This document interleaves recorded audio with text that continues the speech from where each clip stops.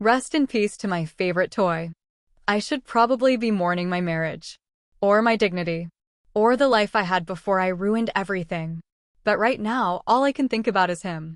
It finally happened. OL, reliable kicked the bucket. We first met back when I had my first child with my husband and had increased sexual urges. I snuck off to my room all by myself and sheepishly wandered into the bathroom just to be pleasured. There it was, my mushroom-shaped beauty. It matched my skin, so naturally, it had to be mine. I paid in cash. The cashier asked if I needed any cleaner or batteries. Did I? I said, haha, nope, already got that. Real cool, real smooth.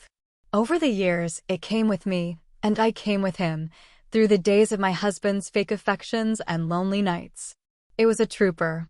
And though I tried several times to replace it with newer, fancier, rechargeable options, I always came back to it. It even unclogged my ear once when I had mono. And just after I started the affair with my boss, it died in my head. After nearly a decade of service, it was too far gone. I thought it was enough. It should have been enough. But it wasn't. Before we go any further, I need to be honest with you. This isn't a love story. There's no happy ending here. If you're looking for a clean, redeemable narrative, you won't find it. If cheating, betrayal, and the reality of bad decisions make you uncomfortable, this is your chance to leave. But if you stay, you'll understand. You'll see how one moment turned into something I couldn't walk away from. How the thrill of being wanted outweighed the guilt of knowing I'd destroy everything. If you want the full story, you need to know me first. My life. My choices. The people who shaped me into the woman I became. My name is Bianca Nguyen. I'm 30 years old. A wife. A mother. And for a long time, I thought I was a good person. I don't know if I believe that anymore. I've been married for 10 years. We have 2 wonderful kids. And for the most part, Gabriel has been a good husband. A good father. He works hard, he remembers birthdays, he tells me he loves me. But the truth? It's all muscle memory. I've spent years watching him go through the motions. He knows exactly what to say and when to say it. He smiles when he's supposed to, touches me when he thinks I need it, asks how my day was because that's what a husband is supposed to do. But there's nothing behind it. No warmth. No real feeling. Just obligation. And for a long time, I told myself that was enough. That love wasn't about grand gestures or passionate nights or feeling like I was the center of someone's universe. It was about stability. About commitment. About getting through life together, even when the spark started to fade. Because isn't that what marriage is? A slow, steady partnership? 2 people choosing each other every day, even when it's not exciting anymore.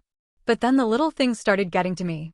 The way he kissed me, lips barely pressing against mine before pulling away like it was a chore. The way his touch felt rehearsed, like he was following a manual instead of acting on instinct. The way he said, "I love you," in the same tone he'd used to tell me we were out of milk. I know he tries. I know he thinks he's doing everything right. But he doesn't see what's missing. And maybe that's what hurts the most. For years, he begged me to see a doctor about my mood swings, my nightmares, the things about me that didn't seem right. I brushed it off, told him I was fine, that I was just particular about how I did things, maybe a little obsessive, but nothing serious. But then I saw how it was affecting the kids, and I finally agreed. The diagnosis? Obsessive-compulsive disorder. Gabriel didn't say, "I told you so," but I knew he was thinking it. I started medication, therapy, and I got better. But as I worked through my trauma, through the layers of everything I had buried, I realized something. I wasn't the only one who needed help. Gabriel wasn't okay either. I begged him to see my psychiatrist. I told him I was sure he had PTSD from his time in the military. He resisted like I had. But I pushed. And when he finally went, the doctor barely paid attention to him. Handed him a test. Sent him home. At his next appointment, everything changed. The doctor took one look at his answers and wanted to check him into a mental institution. Severe depression. Suicidal thoughts. The kind of pain he had been hiding so well that even I didn't see it. When the doctor asked how he managed to seem so normal, Gabriel gave an answer that broke me. I'm good at blending in. Over the next year, he learned a lot about himself. Therapy, medication, diagnosis after diagnosis, Asperger's syndrome, intermittent explosive disorder, depression, PTSD, and dissociative identity disorder. Multiple personalities. He doesn't remember his childhood. Almost nothing. He says if he really forces himself, he can recall maybe 5 days out of the 18 years before he left home. Whatever happened to him, whatever shattered his mind into pieces, he doesn't want to remember. He says there's no point in reopening wounds that will never heal. And I get that. I do. But knowing all of this, understanding him better, didn't make things easier. It made things harder. Because now I knew why he didn't feel things the way I did. Why he never looked at me like he wanted me. Why he touched me like it was an obligation instead of a desire. And why he would never change. One of the hardest parts of is the amnesic barrier between personalities. Some days, he doesn't remember what he's done. There are entire days that vanish from his memory. Sometimes he makes promises he doesn't remember making. Reacts in ways he can't explain. At work, he has to write detailed reports of his daily actions, so when a memory goes missing, he can piece together what happened. But at home, there are no reports. Just me. Watching him slip in and out of his own life, pretending I don't notice. And the worst part? He doesn't feel emotions. Not like I do. He tells me he loves me, but he doesn't actually feel love. He doesn't experience happiness or sadness or anger. He plays the part well enough that even I forget sometimes. But I know the truth. He's afraid of women. All of them. Young, old, pretty, smart, it doesn't matter. It's pure, instinctive fear. My husband is a big man. He lifts weights religiously and calls it his meditation. He carries more muscle than most and looks intimidating to anyone who doesn't know him. But if a woman is using the part of the gym he needs, he leaves. He won't make eye contact. Won't interact. It doesn't matter how strong he looks, he is terrified. So how does a man like that get married? How does he have a wife and children? Because we were coworkers first. Then friends. Then roommates. Then, slowly, something more. He spent so much time around me that, little by little, the fear faded. It didn't disappear. He will never be comfortable with other women, but he learned to feel safe with me. He learned how to act like a husband. Like a father. And I tried to be okay with that. I tried to tell myself that love wasn't about passion. That it wasn't about wanting each other so badly you could barely breathe. That what we had, this stable, logical, predictable thing, was enough. But it wasn't. Because love without passion feels like a job. A routine. A list of tasks to check off. And I didn't want a job. I wanted to be wanted. To be seen. To be touched like I was something more than an obligation. And once I started craving that, I couldn't stop.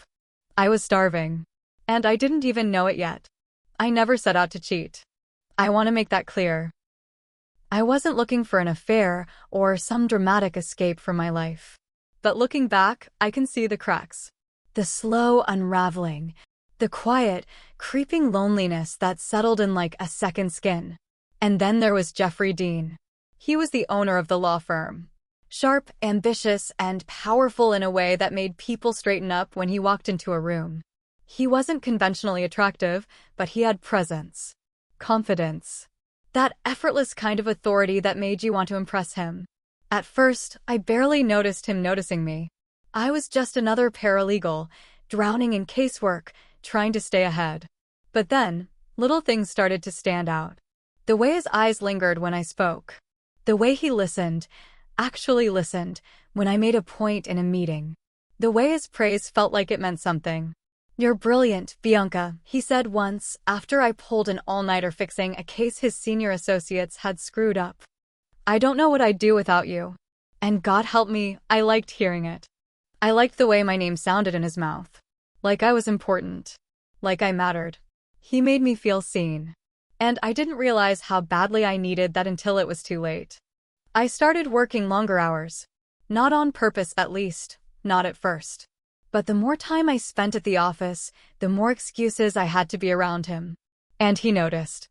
The glances got longer. The touches got braver. A hand on my lower back as he leaned over my desk, his breath warm against my skin. A lingering brush of fingers when he handed me a file. I told myself I was imagining it. That I was reading into things. That it was just friendly, that this was all in my head. But I knew better. Then, one night, I was in his office, going over last-minute revisions on a case we'd been drowning in for weeks. It was late. Too late. The kind of late where the air feels different, where exhaustion blurs the lines between right and wrong. "We should celebrate when this is over," he said, leaning back in his chair, rolling his sleeves up to his elbows. "You saved my ass on this one." I laughed, shaking my head. "You mean I saved the firm's ass? You're still taking all the credit." He smirked. "Is that a problem?" It should have been. But the way he was looking at me, the way the air in that office suddenly felt thick enough to choke on, I couldn't bring myself to care. He pulled a bottle of champagne from his mini fridge. 2 glasses. Poured one for me before I could say no. "To the real brains behind the operation," he said, raising his glass. I should have walked away. I should have said goodnight and gone home to my husband, to my children, to the life I had built. But I didn't. I took the glass. I let the bubbles warm my throat. I let myself lean back, let myself relax, let myself want. And when he kissed me, I kissed him back. There wasn't even a hesitation. No guilt, no second guessing. Just months, years of pent-up frustration, of hunger, of being starved for something I couldn't even name, finally breaking through all at once. And then his hands were in my hair. His mouth on my neck. My back against his desk. I don't remember how long it lasted. I don't remember the moment we decided there was no turning back. But I remember the way he made me feel. The way he touched me like he had been waiting for this just as long as I had. The way my body reacted without hesitation, without doubt. I didn't fake it. I didn't have to. After, as we were putting our clothes back on, he caught my wrist, tugging me toward him. "Let's not overthink this," he said, his voice low, steady. "I love my wife." I nodded, breathless, heart still hammering in my chest. "I love my husband." Neither of us meant it. It was supposed to be just once. A mistake. A moment of weakness. But that's not how these things work. Because once you open a door like that, you can't just close it again. And we didn't. We found excuses to be alone. Stolen kisses in empty conference rooms. Hands grazing under the table in meetings. Secret hotel rooms. Late nights where we told ourselves we were just working, but never actually got anything done. I told myself I was still in control. That I could stop anytime I wanted. That I wasn't doing anything wrong as long as no one found out. I was lying to myself. But I didn't care. I never meant for it to last. It was supposed to be a mistake. A moment of weakness. A one-time thing. But one time turned into twice. Twice turned into habit. And soon, I was living a double life. It didn't happen every day. That would have been too obvious. Too risky. But when it did happen, it was desperate. Greedy. I'd spend the day pretending to be normal, kissing my kids goodbye in the morning, making small talk with Gabriel over dinner, lying in bed beside him at night like I wasn't already counting the minutes until I could see Jeffrey again. We were careful. At first. It started with stolen moments in the office, his hand grazing my hip as he passed, a lingering glance across the conference room, a locked door during lunch breaks. But then we got sloppy. We stopped caring. We made excuses to leave work at the same time. Found hotel rooms. Spent entire afternoons tangled in each other, bodies pressed together so tightly I could almost convince myself this wasn't wrong. Nobody had ever made me come like he did. Not before. Not since. And that scared me. Because it wasn't just about the sex. It was about how he made me feel. Like I was wanted. Like I was desirable. Like I was something more than just a wife and a mother and an employee. I craved him. Not just his touch, but his attention. His approval. I liked that he needed me, that he depended on me. I liked the way his voice sounded when he whispered my name.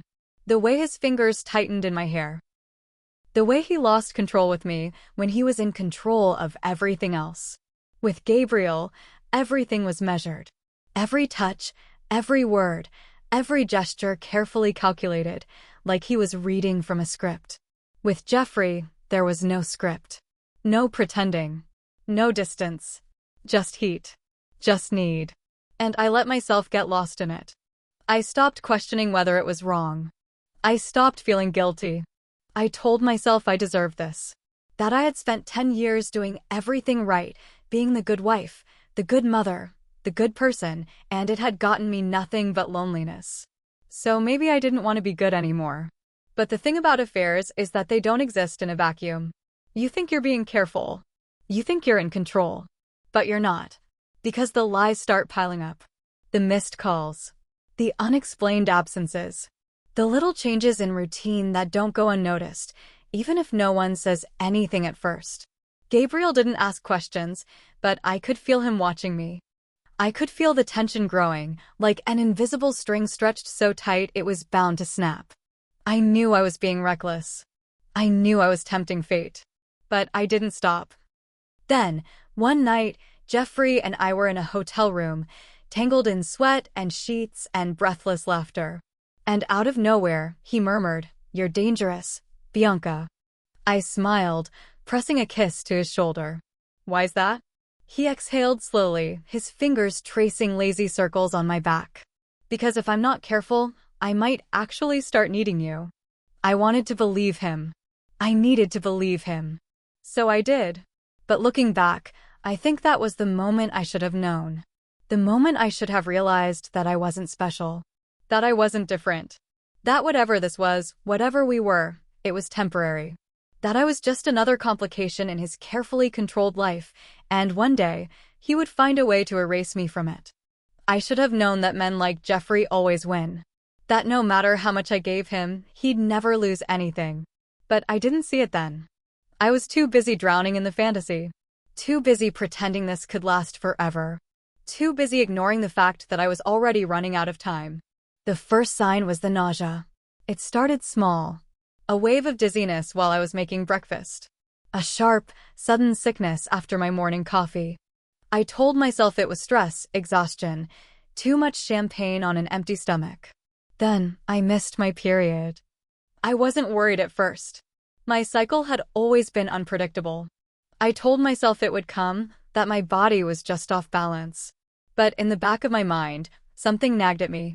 A whisper I refused to listen to. I bought a test anyway. Just to be sure.